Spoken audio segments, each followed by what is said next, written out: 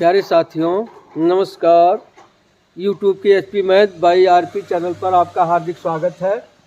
आइए आज 9वीं कक्षा गणित के अंतर्गत प्रश्नावली 10.5 के प्रश्न संख्या 6 और 7 का हल करना सीखते हैं। प्रश्न संख्या 6 है ABCD चक्रीय चतुर्भुज है। देखिए ABCD चक्रीय चतुर्भुज है जिसके विकर्ण E पर प्रतिच्छेद करते हैं। विकर्ण AC और विकर्ण BD E पर प्रतिच्छेद करते हैं। यदि कोण DBC 70 अंश हो और BAC 30 अंश हो तो कोण BCD यह कोण ज्ञात करना है। BCD यह कोण ज्ञात करना है। पुनः यदि AB बराबर BC हो तो कोण ECD ज्ञात करना है। कौन सा कोण ज्ञात करना है? ECD यह कोण ज्ञात करना है। देखिए यह कोण ज्ञात करना है कि यह कोण ज्ञात करना है। तो आइए देखते हैं कैसे इसको ज्ञात करते हैं। देखिए प्रश्न संख्या 6 है। दिया है ABCD चक्रीय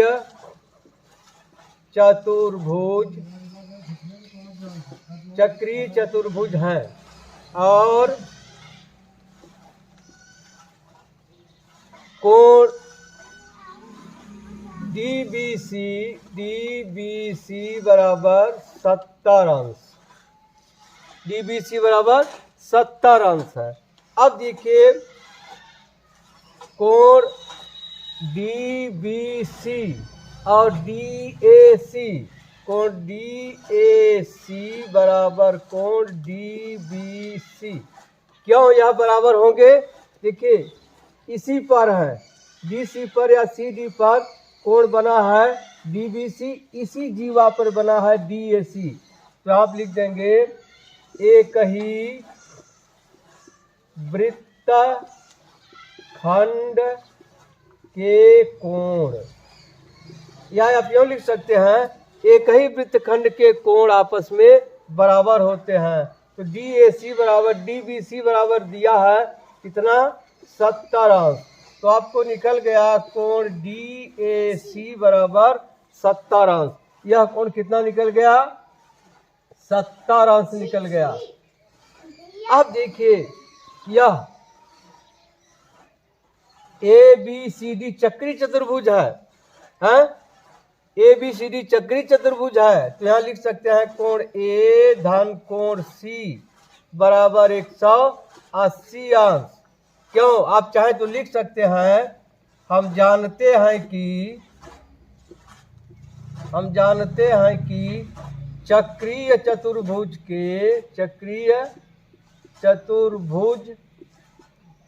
के सम्मुख कोण संपूरक होते हैं। मतलब आप समझ गए होंगे संपूरक का मतलब कि सम्मुख कोणों का योगफल 180 अंश के बराबर होगा। ये हो गया। अब कोण A आपको मालूम है, कोण A DAC है, कोण A क्या है? DAB है। क्या है? कोण DAB, यही कोण A है। कोण A बराबर है DAB और कितने के हो जाएगा?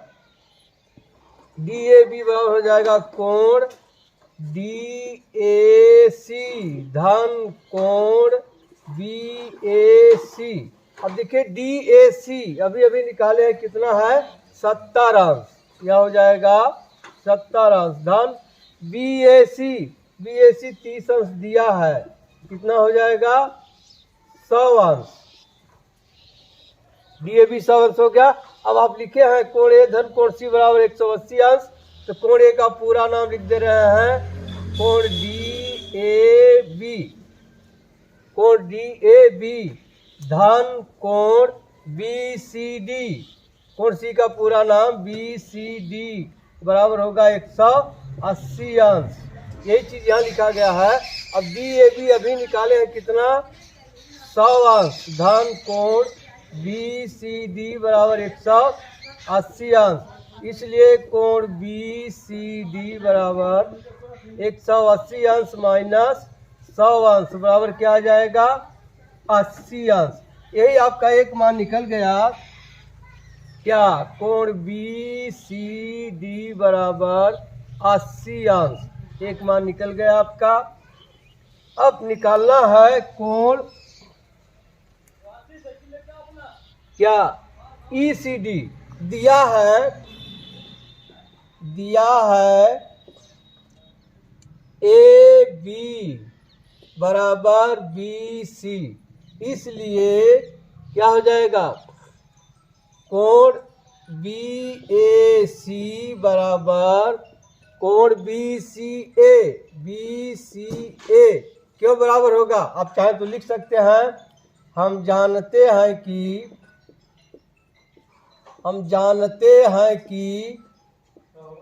समद्विबाहु त्रिभुज में बराबर भुजाओं के सामने के कोण बराबर होते हैं।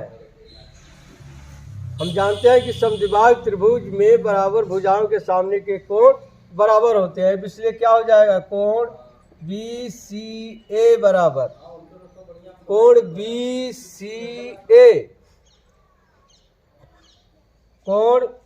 BCA बराबर कोण BAC, यहाँ होगा BAC।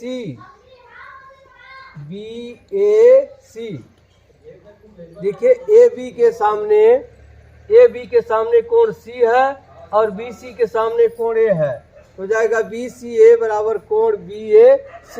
अब BCA बराबर BAC बराबर कितना है 30 अंश दिया है। अब BCA निकल गया 30 अंश, कौन सा BCA कितना निकल गया 30 अंश, यह कोण कितना आ गया 30 अंश। अब आपको निकालना है ECD, क्या निकालना है कोण ECD बराबर कोण ACD। देखिए वही कोण है, ये ECD कहिए चाहे ACD कहिए, अब यह बराबर किसके होगा। अब इस पूरे कोण से BCD से घटा दें कोण यह BCA, कौन सा कोण BCA। BCD कितना आया है अभी निकाले 80 अंश, 80 अंश में से BCA अभी निकाले हैं, देखिए है 30 अंश, कितना आ जाएगा 50 अंश।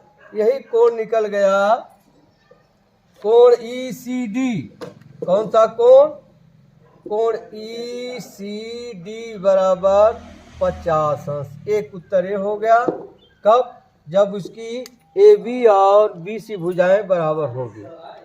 ठीक है, एक बार और देख लीजिए, दिया है ABC चक्रीय चतुर्भुज है, ABCD चतुर्भुज है, कोण DBC बराबर 70 अंश है, कोण DAC बराबर कोण DBC, कोण DAC बराबर कोण DBC, क्यों एक ही वृत्तखंड के कोण हैं। DAC बराबर 70 अंश दिया है, यह क्या है, यह दिया है, इसलिए कोण A धन कोण C बराबर 180 अंश, कोण A धन कोण A 180 अंश होगा। क्यों, हम जानते हैं कि चक्रीय चतुर्भुज के समूह कोण संपूरक होते हैं। अब उसी को लिख दिया जाए। अब एक को अब पूरा मान निकाल लीजिए, देखिए पर दो कोण बन रहे हैं, कोण DAB कहिए चाहे कोण A कहिए बराबर हो जाएगा DAC धन कोण BAC। DAC 70 अंश है, BAC 30 अंश हो जाएगा 100 अंश। अब DAB धन BCD बराबर 180 अंश, यही चीज लिखा है। अब DAB अभी निकाले हैं 100 अंश, 100 अंश रख दीजिए, BCD बराबर क्या आ जाएगा 80 अंश। अब दिया है ए बी बराबर बी सी, इसलिए बी सी ए बराबर B A C, A B बराबर बी सी है, समद्विबाहु त्रिभुज हो गया। ए बी के सामने का कोण देखिए सी है यानी बी सी ए, और बी सी के सामने कोण ए है यानी बी ए सी, आपस में बराबर होंगे, इसलिए क्या आ गया बी सी ए बराबर 30 अंश। क्या हुआ देखिए लिखा, हम जानते हैं कि समद्विबाहु त्रिभुज के में बराबर भुजाओं के सामने के कोण बराबर होते हैं।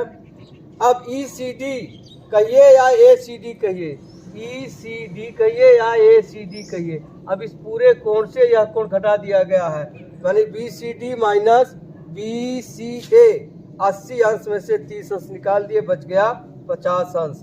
अब अगला प्रश्न देखते हैं। अगला प्रश्न है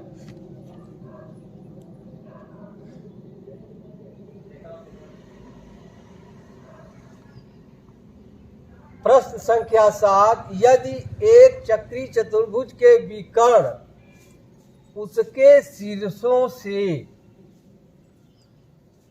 जाने वाले वृत्त के व्यास हों, जाने वाले वृत्त के व्यास हों, तो सिद्ध कीजिए कि वह एक आयत है। देखिए चित्र बना है, इस चित्र में विकर्ण वृत्त के व्यास हैं, तो हमें सिद्ध करना है कि ए बी सी डी एक आयत है। तो देखिए प्रश्न संख्या 7 है, क्या दिया है, मान लिया ए बी सी डी चक्रीय चतुर्भुज है। ए सी या लिख लीजिए विकर्ण ए सी और बी डी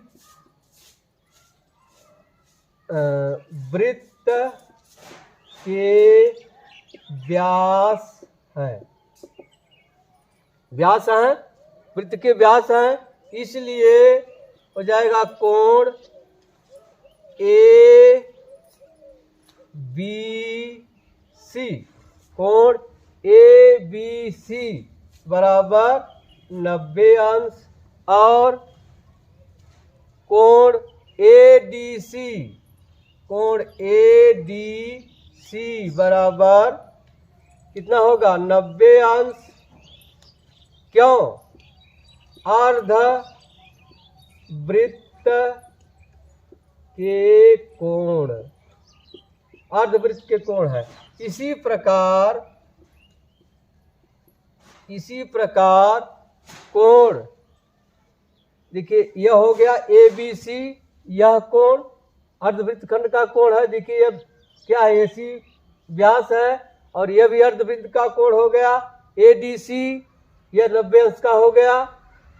इसी प्रकार कोण बी ए डी बराबर कोण, या बराबर न लिखे, बराबर 90 अंश, और कोण बी सी डी बराबर 90 अंश। क्यों, इसमें भी आप लिख सकते हैं अर्ध वृत्त का कोण, अर्धवृत्त का कोण है यह। अब देखिए ए बी सी, कोण ए बी सी बराबर 90 अंश है, यही बराबर है कोण ए डी सी, यही बराबर है कोण ए डी सी, बराबर है कोण ए डी सी बराबर 90 अंश है। और कोण डी ए बी या बी ए डी बराबर कोण बी सी डी बराबर 90 अंश। देख रहे हैं, ए बी सी, कोण ए बी सी बराबर कोण ए डी सी, ये देखिए सम्मुख कोण है।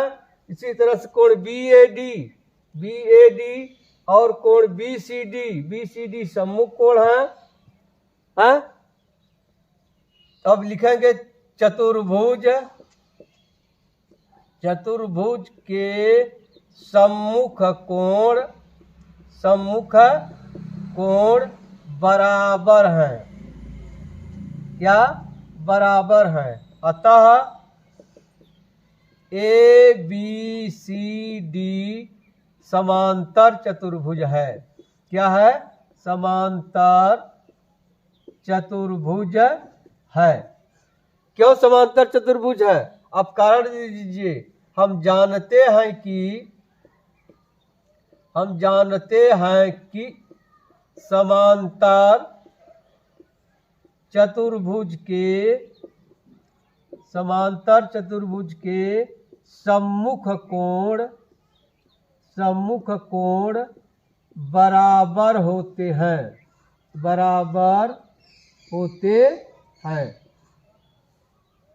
जब यह समांतर चतुर्भुज हो गया तो इसके आमने सामने की भुजाएं बराबर होंगी। इसलिए क्या हो जाएगा? ए बी बराबर डी सी और ए डी बराबर बी सी, ए डी बराबर बी सी हो जाएगा, होगी। अब चतुर्भुज ए बी सी डी की सम्मुख भुजाएं